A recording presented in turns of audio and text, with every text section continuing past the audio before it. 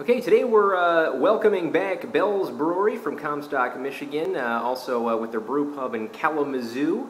And today's effort from Bell's is their pale lager. It's called Lager of the Lakes. Bell's Lager of the Lakes. Gotta love the name of that. And it's an American pale lager, which is a bit different than a regular kind of American adjunct lager in that they don't use the rice and the corn. It's also called an all malt lager. So a little bit finer ingredients, still going to have the same color as your normal lager. The taste probably a little crisper. Here is the label.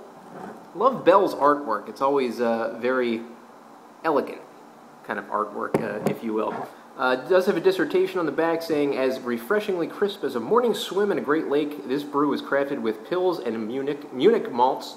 The pronounced hop character of this golden lager sparks thoughts of sandy beaches and rocky islands. So this is the Lager of the Lakes, picture of the Great Lakes on the label if you can't really see the refined drawing right there. So never thought I'd really have a lager from Bell's. Of course, they're not really too well known for lagers, mostly well known for their kind of heart and soul, the Two-Hearted Ale, the Two-Hearted IPA, as well as, of course, Hop Slam, which is widely considered one of the best beers in the world. Can't wait to get a fresh shipment of that coming up in late winter time.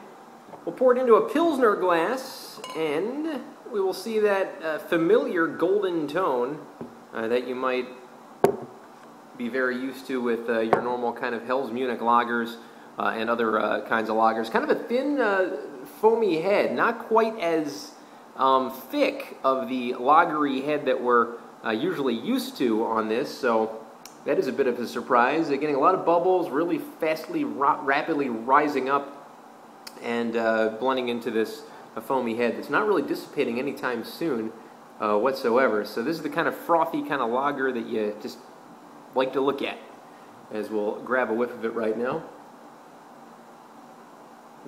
Definitely getting a malty scent. There's no rice, no corn in this lager, as with many of the American adjuncts. So I don't get any hint of that. No skunkiness whatsoever. Very crisp. You know, even the Munich Hell's lagers that I've had, even the Spaten and stuff like that, still had a hint of skunkiness, a hint of corniness in those beers. This one is just pure. It just smells pure. It's definitely a great aroma, probably the best aroma of any lager that I've had. So let's give this a taste right now.